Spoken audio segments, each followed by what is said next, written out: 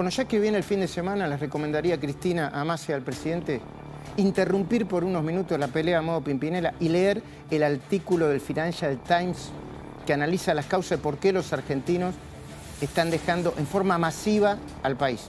Allí se consigna que los pedidos para obtener la ciudadanía italiana y española alcanzaron un récord absoluto el año pasado, que entre enero y septiembre de 2021 los pedidos para conseguir la residencia en España llegaron a 55.000, 16.000 más que durante una de las crisis más graves de toda la historia, diciembre de 2001. Dice también que el salario mínimo en la Argentina es el más bajo de Latinoamérica después de Venezuela, con la inflación de hoy. Y que la pobreza extrema y la pobreza entre los niños viene aumentando de manera alarmante sin la más mínima solución a la vista. Y si no tienen tiempo de leer, Cristina, Alberto y Massa, que escuchen y vean este videito de esta mujer, de esta jubilada. Se llama Sonia. Podría ser tu abuela, o el domingo, que es el Día de la Madre, tu mamá o la mía. ¿Sabe? Estoy comiendo, yo soy provinciana y me crié en la indigencia, en la pobreza. Después comía salteado un día, una vez por día. Bueno, y a la noche algo, mate cocido con pan. Y así. Bueno, yo nunca creí que a mi vejez iba a volver a comer como cuando era chica. O sea, tuve un comienzo de vida terrible y un final terrible. Tremendo esto, ¿eh? ¿Qué le podrían decir a esta mujer, no? Le pido a la mesa que se sume, por favor, a la entrevista. Después desarrollamos nuestros temas y peloteamos. José Luis Esper. ¿Qué tal? Buenas noches. Bien, es una deuda de toda la clase dirigente, sí, ¿no? Aparte una vergüenza que Cristina Kirchner, a punto de ser condenada por chorra, esté cobrando ¿cuántas veces la jubilación mínima? Y ahora está cobrando casi 5 millones de pesos y 6 millones en neto, ¿no? 6 millones 140 veces más o menos. ¿Cuánto? 140. Seferino? 140. Disparate. Eso, cuando el kirchnerismo se preocupa por la inequidad en la distribución del ingreso, viste que ellos son los justicieros de la distribución del ingreso, acá lo tienen. Che, ¿estuviste viendo al presidente en el coloquio de ideas? Lo escuché, sí, lo escuché. Después lo vamos a analizar. Le tiró a Cristina como para que se arme la Tercera Guerra Mundial acá. Esto va a tener respuesta de Cristina. Sí, no. Sí, no hay duda. Esto no se lo va a perdonar. Y la economía, compartamos lo que dijo sobre la economía, porque también la gente lo miraba en el coloquio, no sé si vos estuviste ahí, ¿lo miraba? No estuve en el coloquio. No. ¿En serio? Le decía, a ver. Tengo de gira. ¿Por qué estamos peleándonos tanto? Está claro, hay un problema muy serio, el problema de la inflación. Tenemos que combatirlo, es un problema enorme. Es un problema que viene de la Argentina de muchos años. No es un problema que se generó con nosotros. Por eso les recordé que asumí en diciembre del 2019 con 54 puntos de inflación. Y es un tema que debemos resolver, pero hoy supimos que la inflación viene paulatinamente descendiendo y tenemos que seguir trabajando para ese camino donde la inflación decrece, se consolide. A ver, un mes. Ahora la inflación que salió hoy en septiembre bajó un poquito respecto. Pero... A ver, ¿va hacia la baja la inflación? No. Estamos en 83% de inflación anual. En la mensual bajó un solo mes, es un disparate. Este hombre está fuera de la realidad completamente. De ninguna manera la inflación está bajando. De ninguna manera está bajando. Todo lo contrario. Argentina arrancó hace 5 años con una inflación de cerca del 25% y estamos en 80 para 100. Y el año que viene va a ser mayor la inflación todavía. Pero va a ser mayor por una razón elemental, te diría. Las negociaciones salariales hoy están en un promedio de 100, con techos de 130 y pisos de 85. Eso te lleva de cabeza a una recesión. Cuanto menos convalides emitiendo este aumento de salario, más recesión vas a tener. En un año de elecciones no se la van a bancar. Van a terminar emitiendo y validando una inflación de 3 dígitos. Así que la inflación del año que viene de piso es 100%, de piso. Como consecuencia de lo cual la pobreza va a seguir creciendo, como consecuencia el gobierno va a tener un serio problema desde el punto de vista social ya, más allá del económico que está clarito cuál es, ¿no? Que la inflación está galopante. El año que viene, en pleno año electoral, vamos a tener un problema social severo, porque la pobreza no va a dejar de crecer. Y además, en el coloquio de idea, Alberto habló, yo estuve separando muchas cosas, porque lo estamos hablando con el Bebo también, comparó, a ver si no estoy equivocado, pero yo estaba en la radio y estaba mirando lo que decía. Comparó el PBI de Macri, de Cristina, de Macri y del mismo, ¿no? Dijo que a partir de Néstor, con Cristina empezó a bajar. O sea, para mí hay un enfrentamiento abierto. Mirá, compartamos. Después llegó Néstor, 5 años ininterrumpidos de crecimiento. Después llegó Cristina, asumió en el 2008 la crisis con el campo y explotó Lehman Brothers. Y a partir de allí, la Argentina entró en un sendero de subidas y bajadas. Miramos al PBI y es un zigzag permanente. Fue un tiempo donde preservamos la institucionalidad, la democracia, crecimos también. Empezó a desarrollarse un proceso inflacionario lentamente. A ver, perdón, José Luis, lo quiero sumar al Bebo un poquitito, porque Bebo, y no sé, sí. Bebo, a ver, políticamente pues lo vamos a analizar con Ceferino, si te parece, pero ¿le está empezando a mojar la oreja a Cristina, Alberto, me parece a mí? Evidentemente lo pasa que vos cuando alguien lo considerás muy débil, cuando le haces muchas burlas a alguien en el colegio, cuando lo tomás en serio, le haces bullying, evidentemente en un momento tiene que reaccionar. Podés reaccionar mal, te puede insultar. Para allí algunos pueden hacer alguna locura, pero lo que está haciendo él es tratar de empoderarse, para decir yo estoy vivo todavía. Está tratando de sobrevivir. Esto es evidente. Está bien, trata de sobrevivir, pero con fuertes críticas. A ver, Cristina está planteando, nosotros tenemos la información que Cristina está planteando un congelamiento, Massa se resiste, y creo que Alberto va a jugar. ¿Qué ves ahí en el medio de este? A ver, ir a un congelamiento de precios sería una medida absolutamente una ridícula. Locura. Pero ya le hicimos 10 millones de veces y siempre terminó mal. ¿Hasta cuándo vamos a seguir haciendo las cosas mal en otra suerte de síndrome de Estocolmo? Esto tiene que terminar alguna vez este delirio. A ver, no hay ningún país donde la gente viva bien, que haga las cosas que hacemos nosotros. ¿Qué nos pasa? Esto lo hacemos de bruto, en lo cual nos hemos transformado, de soberbio. Tratar de inventar el círculo cuadrado. El círculo es redondo. La inflación es un problema monetario, no un problema de quién fija los precios. Un problema monetario, pero aparte es intuitivo que es un problema monetario. Si sobran papas en el mercado de papas, va a caer el precio de la papa y el poder de compra de la papa. La papa va a comprar menos fideo, menos manteca, menos carne. Con el dinero es igual. Si hay más oferta que demanda de dinero, cae el poder de compra del dinero. El dinero compra menos cosas, es inflación. El problema de la inflación es un problema monetario. Lo que pasa es que es un tema político, de congelar que Cristina te mete un tuit y te hace un lío bárbaro. Sí, y por ahí nos empuja, ¿o no? Escúchame, hasta el ignorante de Mendiguren está reconociendo que la inflación es un problema monetario ya. O sea, si de Mendiguren dice que es un problema monetario, con todo lo que ha luchado contra eso, evidentemente lo es ella. ¿Qué hace falta que ocurra una hiperinflación para entender que la inflación es un problema monetario? Yo no esperemos que no, Damián. Sí, yo le quería preguntar a José Luis. El presupuesto, José Luis, mantiene una inflación del 60%. Ayer Cristalina Georgieva le dijo a Sergio Massa, mire, su inflación va a ser del 95%, no va a ser del 60%. Y además tenga cuidado porque ustedes en año eleccionario pueden incrementar el gasto público. La oposición y el oficialismo lo viene haciendo en forma consecutiva en las últimas elecciones. ¿Qué pensás que puede llegar a suceder el año que viene en relación a esto que está sucediendo y que evidentemente puede llegar a pasar nuevamente, ¿no? Incrementar el gasto público en el año eleccionario. Bueno, a ver, yo diría, hay dos preguntas en una en la tuya, Damián. La primera sobre el final tuyo.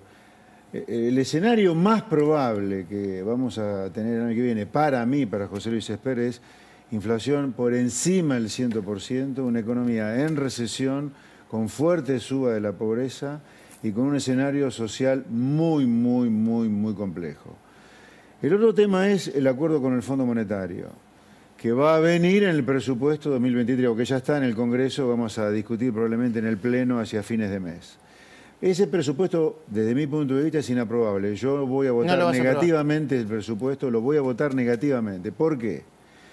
En primer lugar, no es realista una inflación del 60%. Estamos en piso de 100. Mentira. Segundo. No, y además, perdón, esa falsa pronóstico le permite gastar más. Claro, bueno. Segundo, la economía no va a crecer 2%, va a tener una caída el año que viene. ¿Ah, sí? Sí, va a tener una caída. ¿Cuánto? No sé, pero va a caer. Tercero, después de haber prorrogado 3 impuestos inconstitucionales como ganancias, bienes personales y cheque, y de haber aprobado por ley un consenso fiscal que permita a las provincias subir ingresos brutos, el gasto público, la política lo va a subir 70%, un disparate. O sea, si vos le vas a partir la cabeza a la gente con impuestos que no deberían ni existir, porque son inconstitucionales, y con otros que no deberían existir porque son absolutamente una burrada como ingreso bruto, bueno, podés despacharte con un aumento del 70% del gasto. Vos deberías haber congelado el gasto público o por lo menos hacerlo crecer, pero la mitad de lo que está creciendo, para empatizar un poco con la gente a la cual la están matando con impuestos. A mí lo que me parece Entonces, este presupuesto es inaprobable. Entiendo. Lo que me parece muy notable, y Bebo, te pido que me ayudes, no me parece un dato menor los gastos o los precios del Día de la Madre, porque están subiendo por encima incluso de la inflación anual, ¿no, Bebo? ¿Lo compartimos, por favor? Sí, compartimos. A ver, no es ninguna novedad que la ropa subió 110% en un año. Además, es uno de los sectores más protegidos, porque no hay importación. Después viene, por supuesto, el calzado, 139% en un año.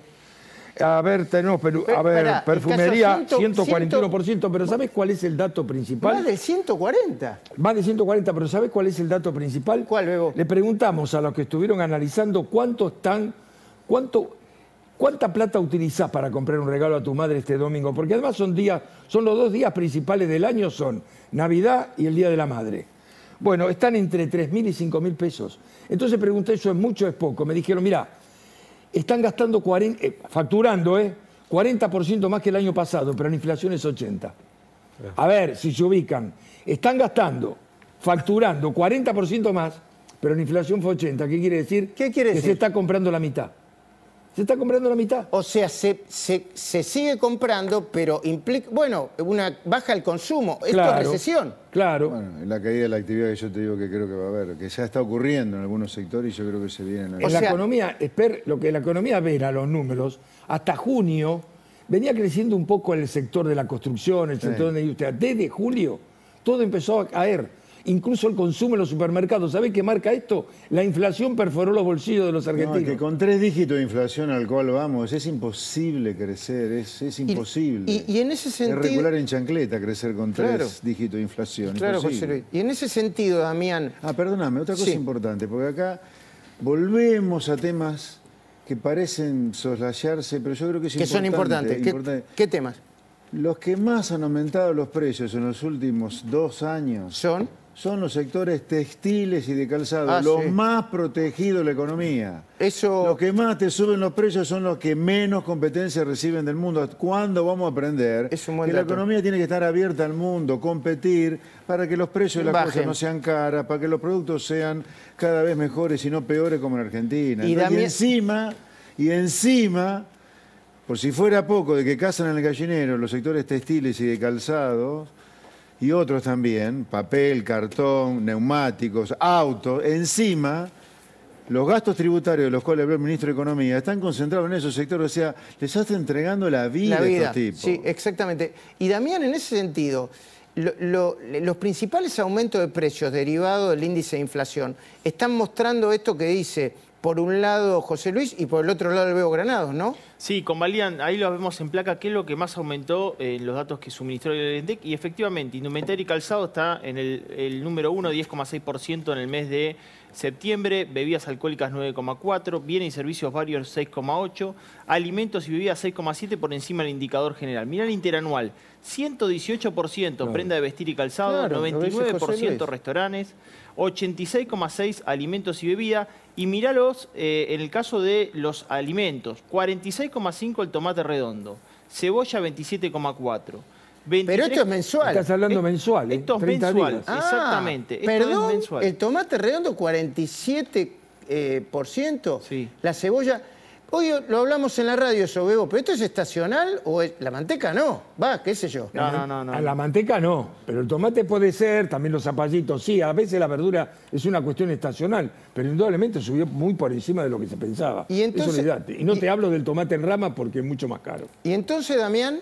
Bueno, y ahí yo traje una placa de qué pasó con respecto a los últimos 10 años y la duplicación de precios. Argentina está duplicando los precios de la economía en forma, casi te diría, cada 2 o 3 años. Entonces lo que ves es que, fíjate esto, y mirá, lo compartimos con José Luis y los televidentes. Un Fiat Uno en el 2012 que estaba 50.000 pesos, duplicó por 4 veces el precio. Entiende lo que es duplicar por 4, ¿no? Pasó a 100.000, a 200, a 400, a 800, a 1.600.000. Va duplicando los precios. Vos decís, duplicó por 4. Por 4. El Renault Clio por 4. Una leche de 1 litro por 5. La gaseosa cola por 5 veces su precio. Y el pan de kilo por 5. Ahora, cuando ves a América Latina, lo que pasó, para terminar en comparación y ver el desastre que es la macroeconomía argentina, lo vemos en la próxima placa, van a ver que en el caso del resto de los países, Bolivia, para que duplique, no quintuplique, duplique el precio de un shampoo, pasarían 21 años a su actual inflación.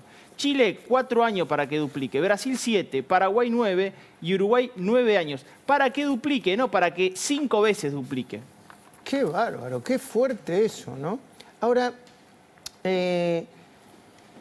para mí estamos en una situación tremenda y política tremenda. Yo quiero insistir con esto porque esto va a traer un ruido. Para mí esto va a ser la noticia del fin de semana. Seferino, ¿me ayudás a entender esto? Compartimos lo que habías pedido vos y que yo lo puse adelante en el pase con Pablo Rossi, lo que dijo Alberto Fernández de Macri, pero yo entiendo que del gobierno de Cristina también. ¿Lo compartimos, Seferino? Sí, claro. Dale.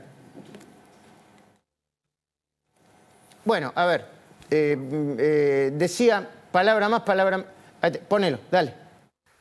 En este gobierno, ¿alguien les pidió el 1% de su patrimonio para que pueda haber un gobierno? En este gobierno, ¿alguien les pidió un centavo para hacer obra pública?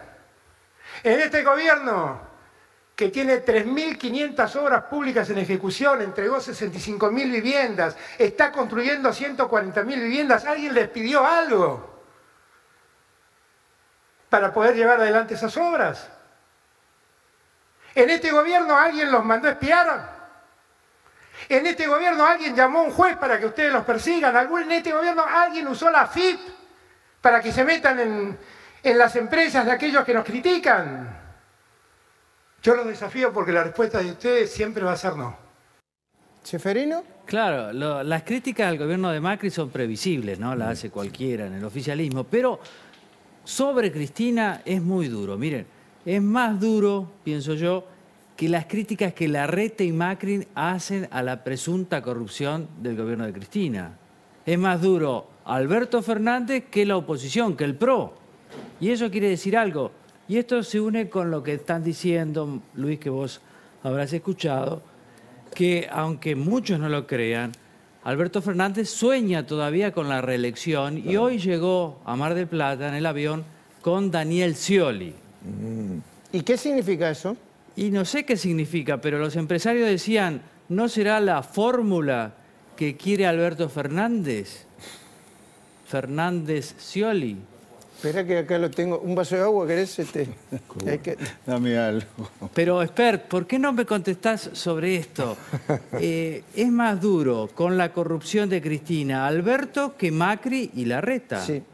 Sí, sí, ¿Qué ¿no? decís Con la vos? de Cristina. Sí. Claro. Bueno, ahora, de palabra, vamos a ver. Pero vos lo escuchaste palabras como esta a Macri o a Horacio No, es Rodríguez más, Larreta. el gobierno de Macri la mantuvo libre como un pajarito a Cristina justamente para polarizar y agrandar la grieta que ya venía de la época de Néstor, ¿no? Hablando de la grieta, ahora vamos a hablar con Miguel Ángel Toma por lo que pasó en Villa Langostura, en la Patagonia, y junto con Luis Gasulla. Pero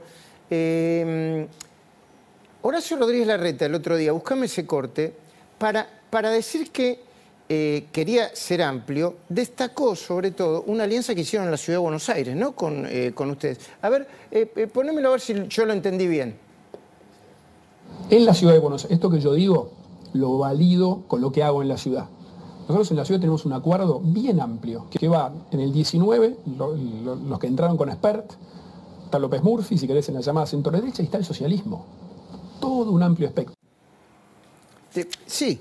Nosotros no tenemos ningún acuerdo en la Ciudad de Buenos Aires con nadie, simplemente porque no estamos trabajando políticamente en la Ciudad de Buenos Aires. Así que esto no es cierto. O sea, primera cosa, en la Ciudad de Buenos Aires nosotros no tenemos ningún acuerdo con nadie porque simplemente no estamos políticamente.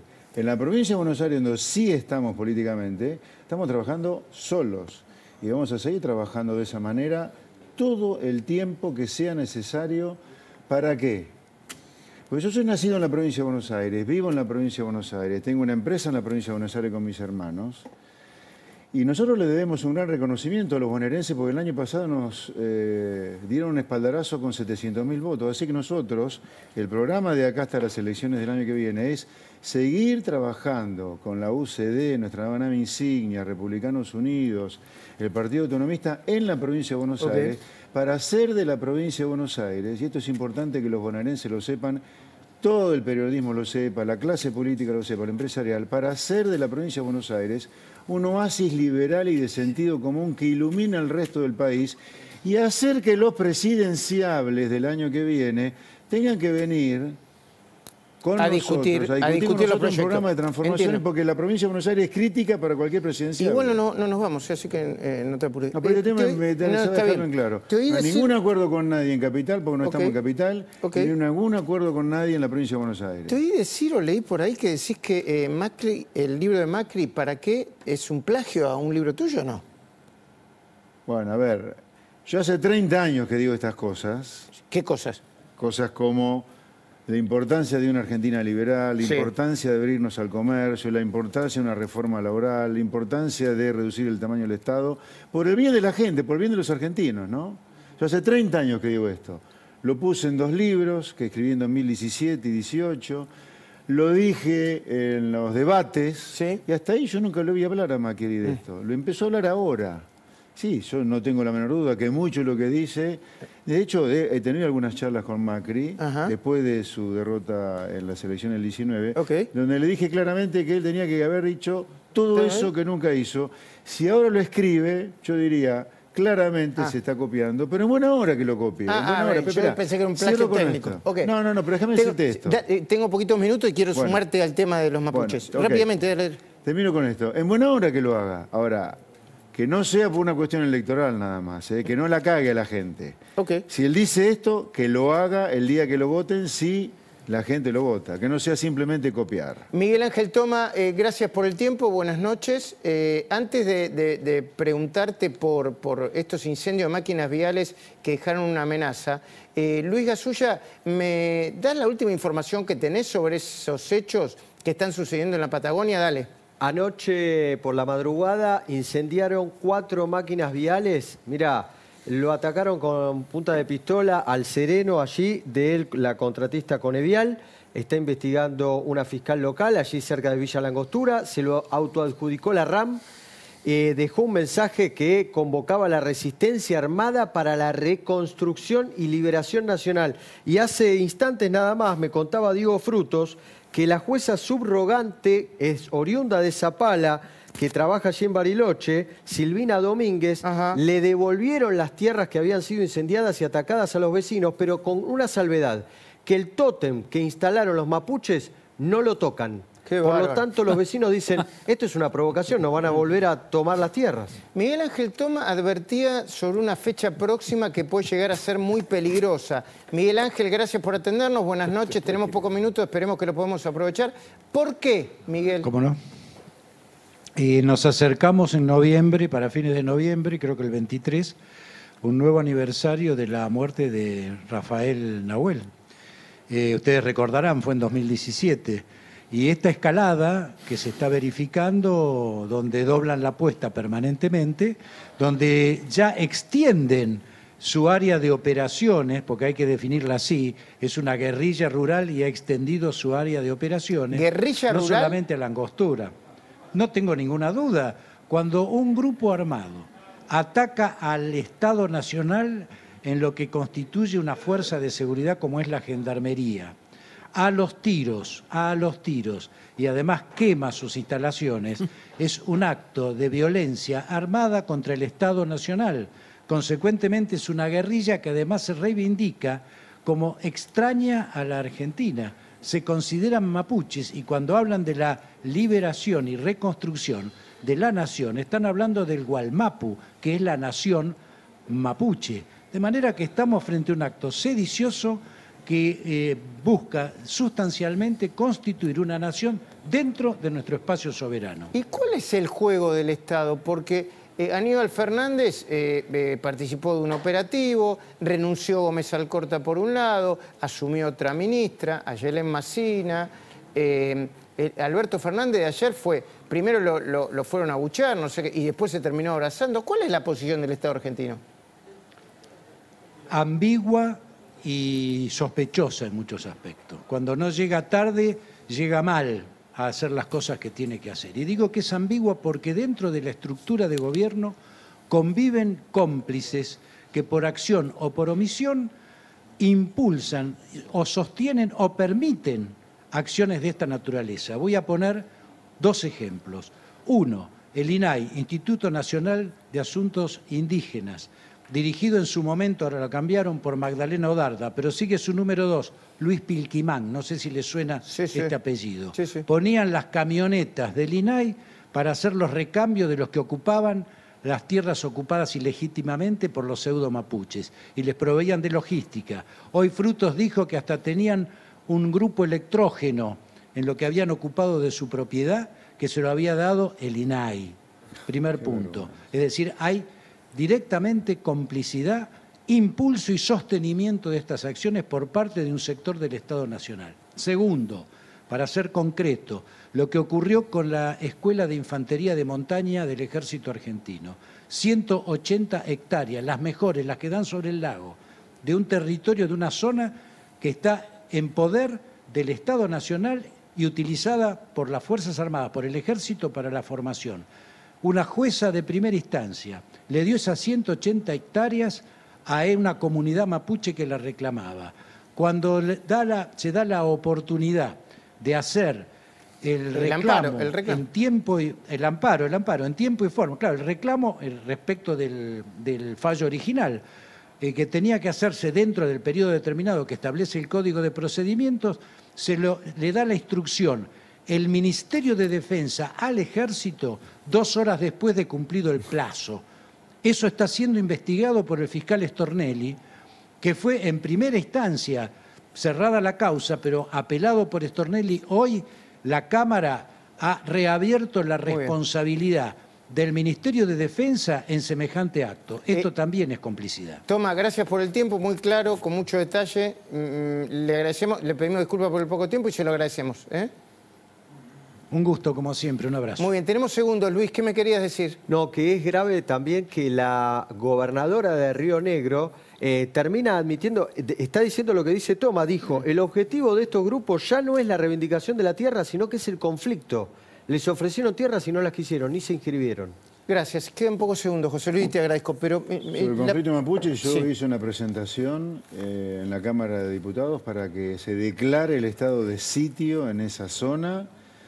Y también propuse que junto con Chile, porque el problema está de los dos lados, desde arriba de la montaña se vaya con miles de efectivos argentinos y chilenos y esta gente se la saque de ahí y se la ponga presa y a disposición de la justicia. Esta gente no le importa la tradición mapuche, son maputruchos, son terroristas, subversivos. Para ellos corre cárcel y si se resisten, bala, nada más.